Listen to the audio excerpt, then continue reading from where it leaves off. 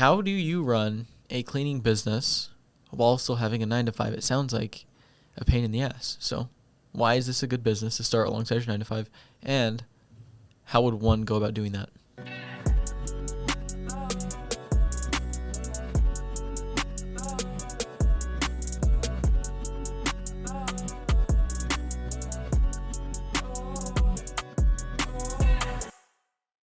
All right, we got a special edition of the Johnny and Sergio show. Not really, but I want to talk about the direction of the content moving forward, because this has been like a big topic of discussion for us in the past like couple weeks. So what are your learnings, man? Tell me, spill it out. Where are we going with this? Because we've done like 20 episodes or so.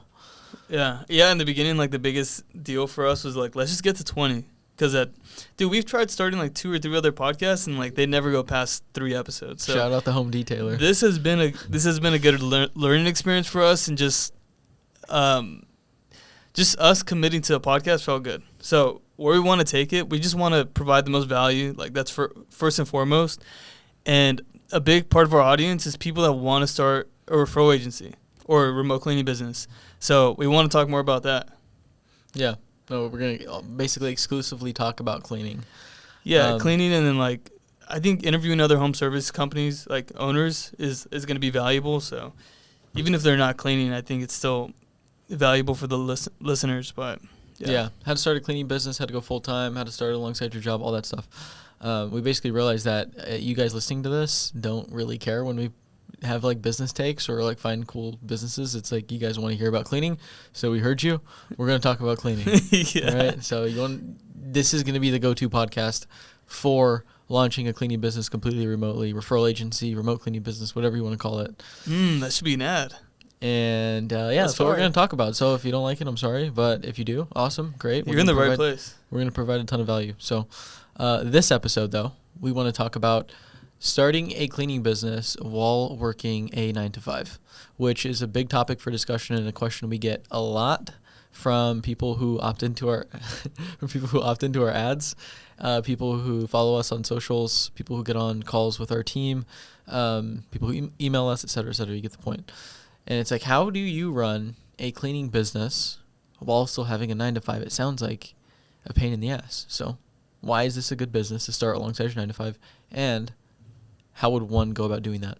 Yeah, I mean, to start off, you got to ask yourself why you're doing this, because obviously it's going to be more work on top of your 9-to-5. I think some people are looking for some passive income that requires no work. It's going to require some work. You know, we always tell people, try to put aside 20 hours a week. And I think if you go into it accepting that you're going to have some work to do on top of your 9-to-5, but you're doing it for a reason because you want to build, a stream of income on the side to where you don't have to rely on your job completely. I mean, everyone has their different reasons, but I think that's the first thing to address. But then, the question is, how do you do it? Like, where are those 20 hours being spent? What are you doing? And how is it even possible if you're working a 9-to-5? Yeah. Well, let's talk about it, because, like, obviously some 9-to-5s work better for starting this business, 100%, right? So, like, what are some that are going to be a little more difficult? Like, what types of jobs are going to be a little more difficult to start this, and what are going to be like some easy like jobs that are like, hey, it makes a lot of sense for you to do this? Yeah, I mean, when you're running a remote cleaning business, especially in the beginning, when you don't have an admin full time, you're going to have to answer some calls throughout the day, because a customer can call you at, 2 p.m. or a cleaner can call you, at noon. And so if you're someone that's always on meetings, then it's tough. You could hire an admin from the beginning, but in reality, it's tough. It's tough to hire an admin from the beginning, depending on what skills you have, and if you've ever done it before or not. Because if you've never hired employees and managed employees ever, then it's going to be really difficult. Then you add on the layer of now you're hiring employees and managing employees for your own business. It's also a lot different than managing people in just your 9-to-5, because it's not your business. Yeah, I mean, a lot of people feel like the admin person is like a magic bullet. Like, oh, I'm just going to hire this person from the Philippines, pay him $800, and they're going to run my whole business for me. But the reality is, just like every other employee, you have to train them, you have to coach them constantly, not just like 2 days when they get hired. It's a process. And if you don't have that skill, then doing that from day one is tough, for sure. And plus, it takes time. You got to know what you're also coaching on. So if you don't know how to sell cleaning jobs, if you don't know how to manage cleaners, how are you going to expect yourself to coach someone else to do it? Obviously, if you're in our program, it's a lot easier because we give you like the blueprint and everything. But quick plug. Yeah. I mean, just quick plug. They're already gonna get hit with the ad, bro. Yeah, no, but it's true. Like, we do give you the full blueprint and process and everything. But link in bio. Yeah, link in bio. Okay, so if you're in meetings all the time and you can't hire an admin right at the beginning, that makes it a little tough. Definitely, if you work from home, it makes it a lot easier because you can answer calls whenever. What other jobs? If you're out in the field, outside salespeople, sales in general is really good because only if you're good at sales though. If you suck at sales, like get better at sales first and then start this because the better you get as a sales rep, the more freedom you're gonna have from your company, on average, right? Like the top sales reps that are generating all the revenue get to create their own schedules, get to kind of work when they want, and that's a direct correlation that we've seen with some of our top students, like Baron and Helen, for example, great sales rep for US Foods. Skylar's a great sales rep for his turf robots. Yep. And so painting lines on turf. Yeah. That's what he sells. Yeah, wild. So given that, they've got a lot of time to operate within, hey, I know this set schedule is for my job and I know this set schedule is for my cleaning business. Yeah. 100%. So sales, if you're good, will work really well. Another thing too is probably going to be VP, director level positions where you don't have too many direct reports and you're not managing big teams and you just have your managers reporting to you. You likely have a lot more free time, and if you're in that position, you're probably well tenured at your business, so you can get away with a little, off hours here and there. Yeah. But a big thing about this comes down to also the leniency of your company. Like if you're working in a startup and it's 70 hours a week, 80 hours a week, going nuts, and then everybody's just trying to grind and build, and you're very early in the business that you work at, then it's probably not going to work out because you do need those 15 to 20 hours. And those 15 to 20 hours are going to be taken up by answering phone calls, screening and interviewing cleaners, setting up your tech stack, which you can do on the weekend. Honestly, you can do the tech stack and the interviewing cleaners all on the weekend, but it's before you have that VA in place, it's making sure you answer those phone calls. Yeah, because if you're paying, especially if you're paying for paid advertising, dude, if you miss a call that costs you $30, it's just the worst feeling. So you gotta be able to answer calls when they come in, because the reason you would start one of these businesses because every other cleaning company is not answering their phone. And that's what makes you different. That's what makes you able to make money. So if you can't answer the phone, don't even start one of these businesses. Right? Yeah. So, I mean, to sum it all up on this point, it's you're working a 9 to 5. Again, with this model, you don't have to do any cleaning yourself. You just have to hire the cleaners. Right. And so early startup phase is going to be hiring cleaners, answering phone calls, and setting up the tech. Yeah. And the only thing you have to worry about is picking up the damn phone and booking the jobs. Compared to me and Johnny back in the day, we were doing this side hustle, but we had to do the actual cleaning. And this was me while we were in college, and then we also had internships and stuff. Yeah, I wouldn't recommend that. But the fact that we are in the day and age where you can hire cleaners and not have to do the cleaning yourself, man, it's a beautiful business. I wish someone told us we could just hire cleaners. Yeah. I wish we just did that. I wish there was a Johnny and Sergio out there before. But, hey, we're here now for you. Okay, so that's the type of person that should or shouldn't. What? One point. If also, too, again, this is just a discussion of who's it better for or not and more likely to succeed with. It doesn't mean that if you, really want to do it despite not being in a job where it really makes sense, you can still do it. I remember, to your point, I remember being in call because I would be the one to answer all the phone calls.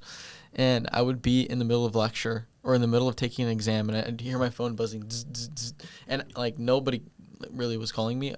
Every time it would ring, because I was using my personal for the Google Business Profile and all of our advertising, I would literally be running in and out of class all the time to take phone calls. So it's it also comes down to how bad do you want it? Yeah, there's some students out there that wouldn't do that, but you wanted it bad. Mm-hmm. So that's a good point. Yeah. But I cut you off. What were you saying?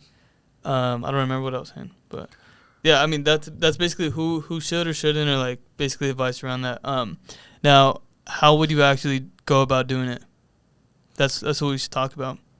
Starting the actual business on top of your 9 to 5.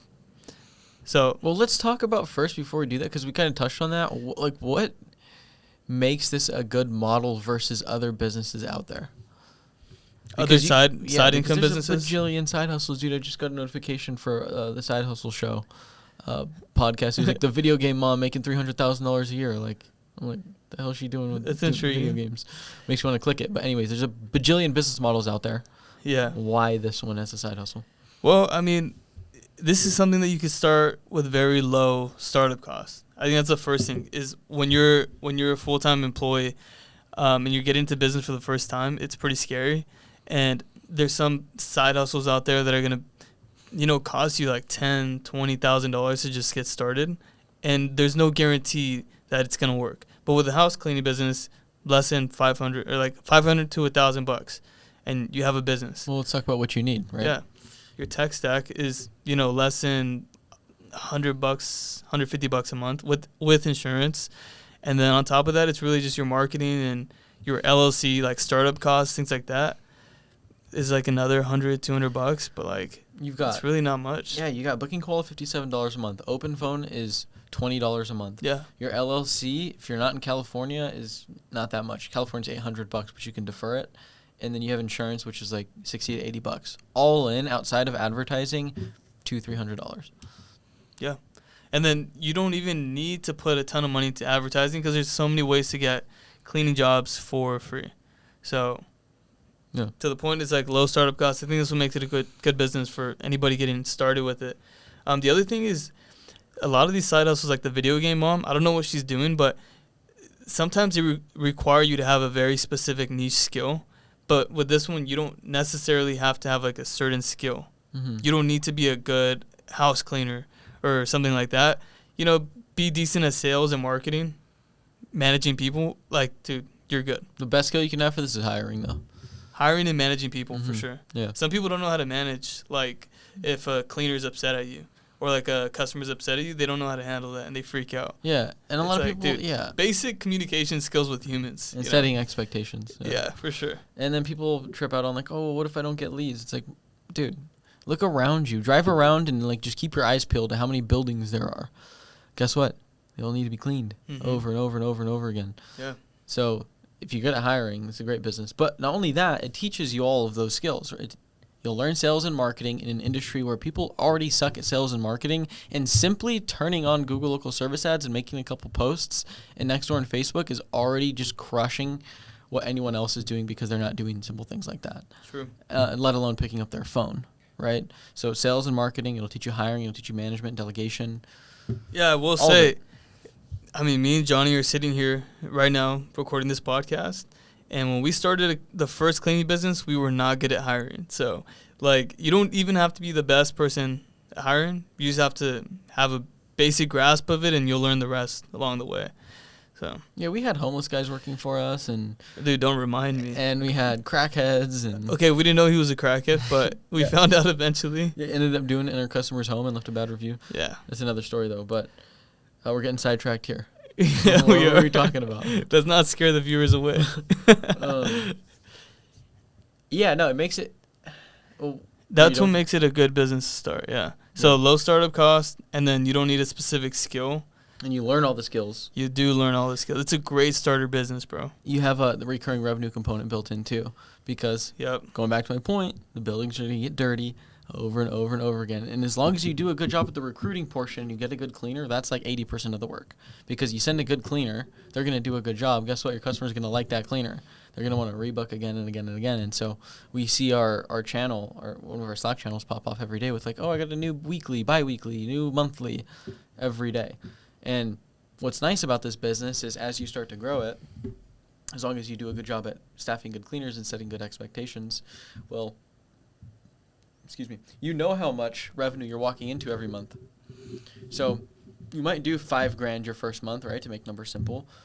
You might convert a good $1,000 of that $5,000 to recurring. So you already know you're walking into the next month with $1,000. And then you do $5,000 again. Well, now you just had a $1,000 increase. But then you take another $1,000 to that.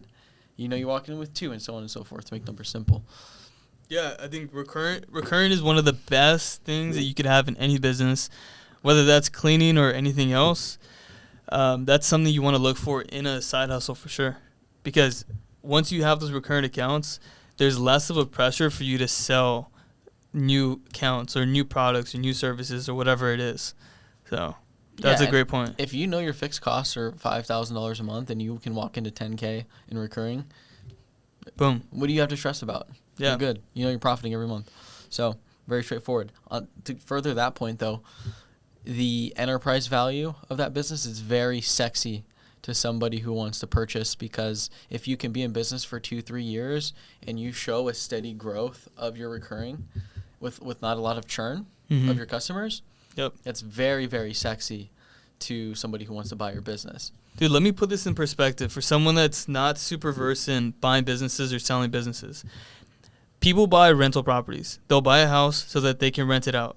And they're maybe, like, if you're in California, maybe getting a $500 to like $1,000 in profit on top of like the person that's renting, right? After you pay the mortgage and all the fees. So you're buying yourself like, let's say, what is that? $6,000 to $12,000 in recurring revenue every year. If you could have a business that is making $100,000 in recurring revenue per year in profit, that is 10x what that rental property is. Like, there is people out there that would kill to have, a rental property that does $100K in recurring revenue every year. That, to put into perspective. Mm-hmm. So you could sell that because it's now an asset that is making predictably $100K per year.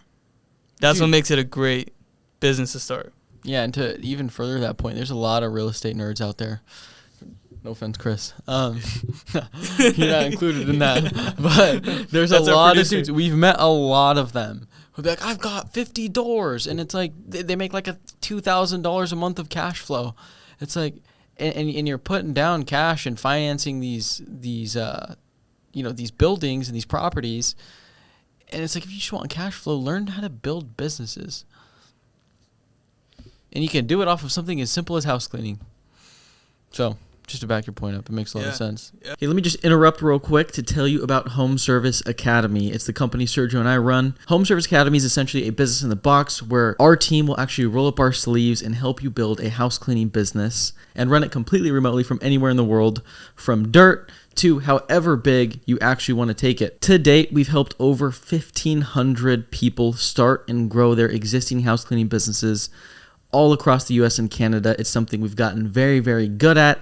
And if you've been looking to dip your toe into entrepreneurship, whether that's to go full-time in a business, to replace an income, or just build a side hustle that produces you an extra whatever amount of money you want to make on the side, on top of your current 9-to-5, then click the link in the bio and book a call with our team. It's completely free, and at the very least, you'll see what it looks like to actually run one of these businesses, the time commitments, the amount of money it costs to actually start, and every good and bad thing that can come with running one of these. So again, if that's something you're interested in, click the link in the bio, and let's get back to the pod. Yeah, dude. Is there any other points? I feel like we touched on all of them right there. All the good reasons to start one. I think that's it. Yeah. I mean, okay, so how would we start it? So, I mean, we've done it before, so let's just talk about how we did it. Ours is a little bit different because we actually had to clean the places. Talk about my mom's business. Yeah, we'll talk about. So, okay, we started one for Johnny's mom. For context, she was driving Uber, and she was just tired of it, huh? Her back was hurting. It was like she was grinding. She was actually making a lot of money on Uber, but she was driving like 12 hours a day. No, dude, yeah, she was making like 5. Like a good month was $6K. Right, but keep in mind that's a lot for Uber though, right? Yeah, it's a lot, but keep in mind like all those miles on the car, the gas back end, even with a Prius. Yeah, dude, she was racking up the miles. She was getting a new Prius like every couple of years because she did Uber for a minute. Mm-hmm. And keep in mind, she's 65. She's 60. How old am I? 20. She's 66 now. Yeah, bro. Exposing and her. So she was 64 or 63 when we started this business for her, and she'd been driving Uber for 4 or 5 years at that point, and just busting her back. Yeah. Paying $3,200 a month in rent in Orange County, California. And we're like, hey, this is for anyone who doesn't know the story. We're like, hey, we're going to launch this business for my mom, and we're going to knock out 2 birds with 1 stone because it sucks seeing my mom drive Uber, and also me and Sergio spent a lot of time living with me and my mom too, so like they've got a real tight relationship as well. But she was driving Uber, and we're like, let's knock out two birds with one stone. Let's launch this cleaning business using the skills that we gathered with the window cleaning and using contractors and the whole referral agency model. Right. And on top of that, let's also live tweet it and make content about it so we can also build our following. So retire my mom from Uber and build the following, right? And so what we did was we opened up a new Amex, and we put the website, Booking Koala, the insurance, and the LLC. We just deferred it, so we didn't have to come out of pocket for it yet. We put all that on the credit card. We spun up Mary in a Mop, which is still around to this day, and we launched with $2,000 on the credit card on Yelp ads in California. So $0 total out of pocket. Mom's still driving Uber. Got her on her phone app, on open phone, was like, answer these phone calls and book the jobs. Right, she was still driving Uber at the time. Yeah. Like, she would just pull over on the side of the road and take these calls. Yeah. Yeah, and then she found the cleaners on her spare time on the weekends. She found her first one, Susanna, huh? That was like one of her first ones, and she ended up being like a freaking rock star cleaner. And once she had that cleaner, we got a couple jobs in the door. The Yelp ads did pretty well. I think we returned $8,000 from just those 2K in ad spend. That's how she did it. No, it was 12 because it was $4,000 of profit. And I remember that was like enough the first month to be like, okay, this makes sense to go full time. And then after 1 month, it was boom, done. Never has driven Uber since. Yeah. Yeah, no, that was a good feeling for her, for sure. I mean, dude, I know we're making it sound simple, but it really was that simple. Like, you also have to think, dude. Like, we did it for like 4.5 years. Like, yeah, in terms of us setting it up, we knew how to do that. We knew how to get the leads coming in the door. She knew how to close them, because if you guys have ever met Johnny's mom, she's just a closer. Like, always be closing, and she just had that in her. So, I mean, really, dude, she would just answer the phone. I remember you thinking that she was talking way too much to these people. She was pissing me off on her sales calls. But, I mean, that's what she was doing. She was just connecting with people and trying to understand their situation. Like, why do you need the cleaning? And then, I'm going to send my best cleaner there, and we're going to take care of you. That's all she was doing. She was closing jobs. Right? So, shout out to Mary. There's a lesson in there, and it's people buy from people they like. For sure. Yeah, she's a good connector, like just networking with people and getting to connect with people. And I think that's where people mess up, is they think it's so transactional. Like, someone calls for cleaning and they'll just ask the basic questions, like how much bedrooms and bathrooms do you have, blah, blah, blah. Okay, it's going to be $400. They're like, oh, you're too expensive, bye. And then people think it doesn't work. But it's not that. It's that you need to get them to like you, and then they want to work with you. It's hard for me to believe that people don't think that this works, because house cleaning businesses there's a bajillion franchises in the space. Like, do you think they would be franchising if there wasn't money to be made in cleaning? 2 maids and a mop sold for like $50-something million. The amount of comments I see on our posts that say, "Who would pay $300 for a house cleaning?" Dude, I get that. We get this all the time. Yeah. Well, I would never pay that. It's like, bro, it's because you're 18, living in your mom's basement, and you're broke. That's why you wouldn't. But no, there's grown-ass adults that are in their 40s. I would never pay that. It's like, dude, just because you would pay that right here doesn't mean Chris right here won't pay it. Or his neighbor or the next neighbor. Everybody's got a different willingness to pay. So people don't understand. For sure. And you got to think about it. There's a lot of houses that are above 2,000 square feet. That's a lot of freaking house for a cleaner to clean. Like, you're paying for straight up, like, labor. Labor is expensive. People got to eat. So $300 is a very reasonable price to get your whole house cleaned. That's actually a really good point, because remember when we started Orange Window Cleaning, how scared we were to charge high prices? Yeah, because I get it. We were both broke, right? We were both broke. We had never known what it was like to We were 18 years old. No one was like to make money, and we were like, right. oh God, we're going to charge this person. I remember the first job, we charged $100. 100. Well, we wanted to charge 120. We got scared and we charged 100. It took us 5 hours to do it. And, looking back on it, it's just funny to think about us in that state. But, fast forward a few years later, our minimum was $250 for like a house of the same size. It got up to $300. Yeah, and that was just because we had people to pay, and you got to take into account the transportation and all that stuff. I don't want to get too deep into that, but labor is expensive especially in America. where everything else is expensive. Yeah. So the lesson, you got to get that. The lesson there is don't pocket watch. Just don't pocket watch. Because you got to think. You can't when assume what other people are willing to pay. You got to think if someone's calling your business for house cleaning, they're in a certain tax bracket most of the time. Because they don't have the time, or they value their time more to not do the cleaning. I will say. Most of the time. Yeah, I will Exceptions say, don't make the rule, dude. I get it. There's going to be people who are like... you compare it to window cleaning. Window cleaning is definitely like that. House cleaning, there's a lot of people that call you and they want one room cleaned or something. Like, oh, can you come clean my bathroom? Those we're not talking about those people. And you're going to get some of those calls. But, like Johnny said, if they're asking for the whole house cleaned, like, you got to know that they're willing to pay. Yeah, they're willing to pay. So charge them accordingly. Yeah. For sure. And you're not going to get every single one, right? Like, don't go into this if you do launch a business, a cleaning business specifically, and you start dishing out jobs and spending money on advertising and sending quotes out, and people aren't biting really quickly and they're saying, oh, it's too expensive. Like, don't think emotionally. Think in terms of the numbers, right? So, like, what we say is a good close rate is always like 40 to 60%. You're in that range, you're golden. Because which means that 6 people out of 10 will tell you no. Yeah. And that's a good close rate. Yeah, that's a great close rate because, like, you could charge $100 a clean and probably close 9 out of 10, but guess what? You're not making any profit. Mm-hmm. You're not going to be able to pay your cleaners well. It doesn't serve anybody. You attract shittier cleaners because you're paying them less and they do a shittier job, and then everybody loses. You get bad reviews. Yeah. So it doesn't really make any sense anyways. But I feel like we're getting off on a tangent here. What was the original thing we were talking about? Yeah, I mean, the original thing was just how we would do it. Oh, yeah, the lesson, though. Don't pocket watch. That's the lesson. I'm going to wrap it up there. That's a good lesson. Yeah. You said, how would we do it? Yeah, we were just talking about how we did it. Yeah. So let's talk about that too. So with Marrying a Mop, right, like you've got your phone system that you're going to set up because you don't want to mix your personal and your business. We learned that lesson because I had my personal cell phone and I would never know if somebody was calling me for like random stuff or like business. And so I just have to pick up every phone call, and sometimes I pick up calls that I didn't want to pick up. So always separate your personal and your business, and it also creates more organization because you can be able to track who's calling the business phone number, stuff like that. Then your insurance, like don't pay more than $80 a month for your insurance. You're just going to get general liability.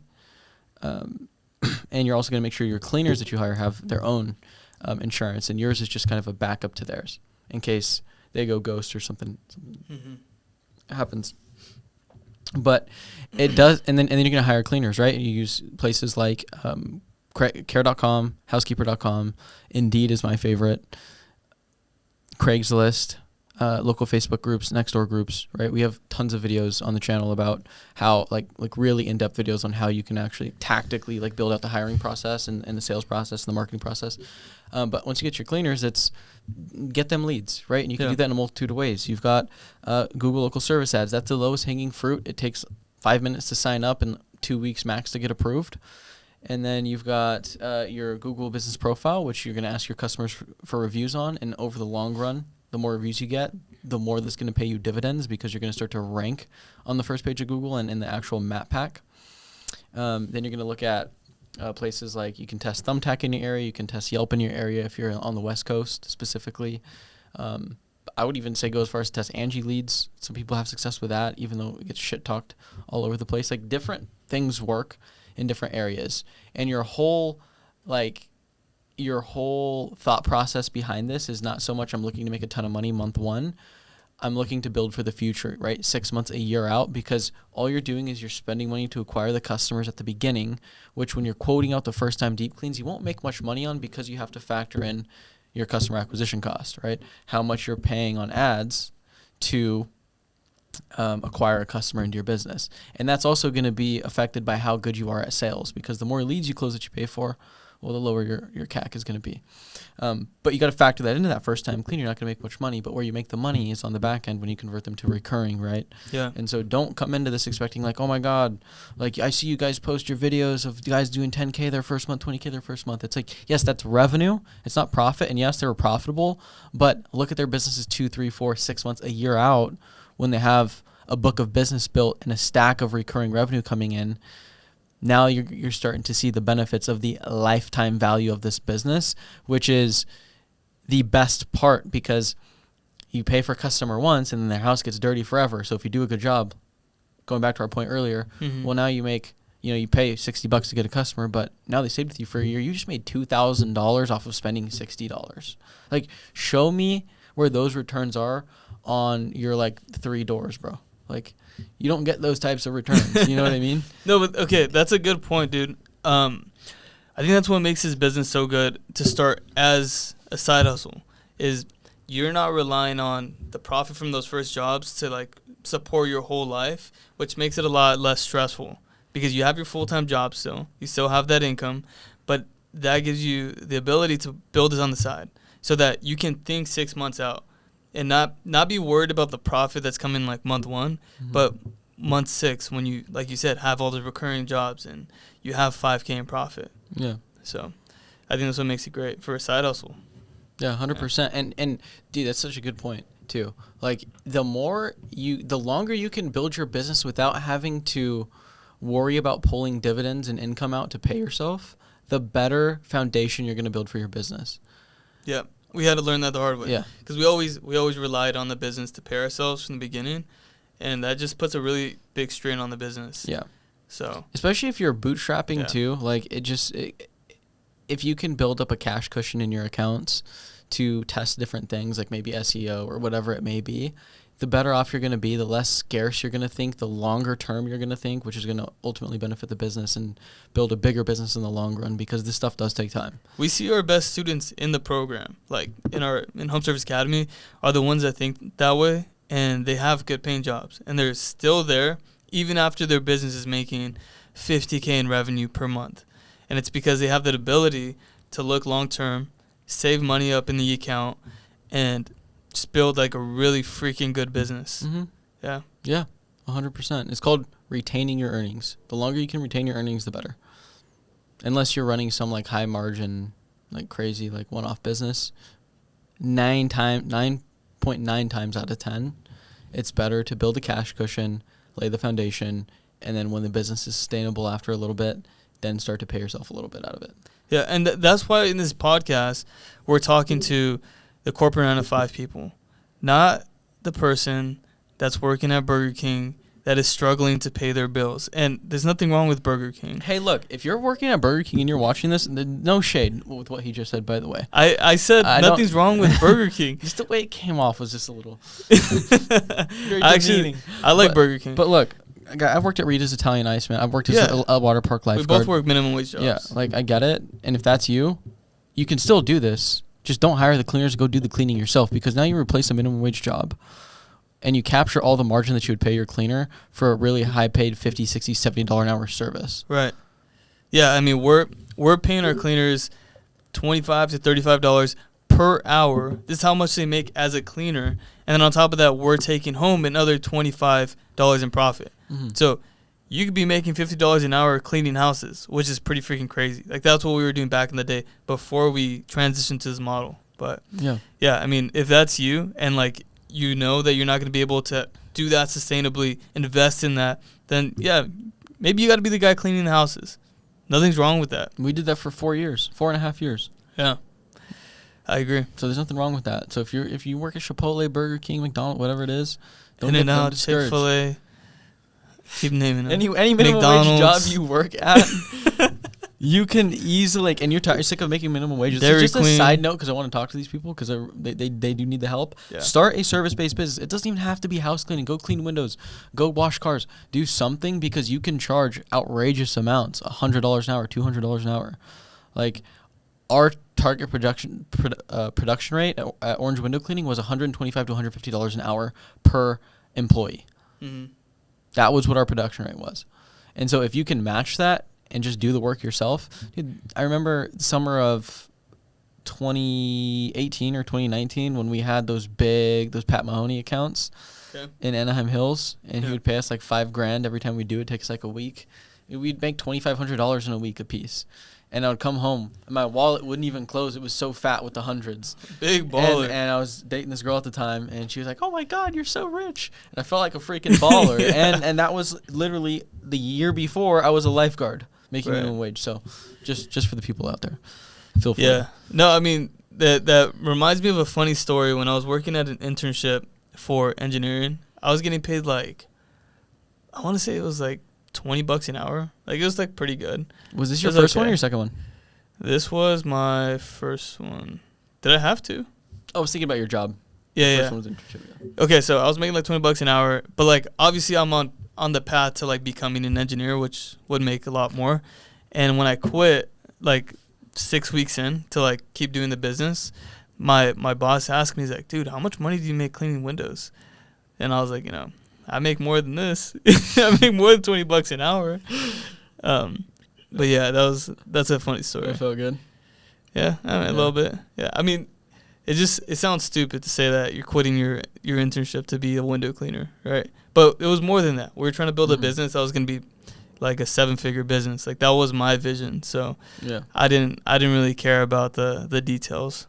Yeah, it just comes down to the math and the unit economics. You told me a story a while ago about like how you'd be in civil engineering class and you'd just be thinking about like, if I just clean this many windows at this dollar rate, this is how much money we could make. And you did the math, and then you like couldn't think about school anymore because you just thought about the business. And that's at the end of the day, that's what it comes down to. It doesn't matter what you do, what you sell.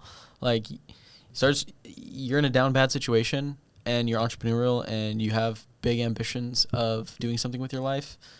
Just start some type of service. It doesn't matter what it is. Like, crush your ego. Just go do it. It's fine. And you can start the service on the side of the Burger King job.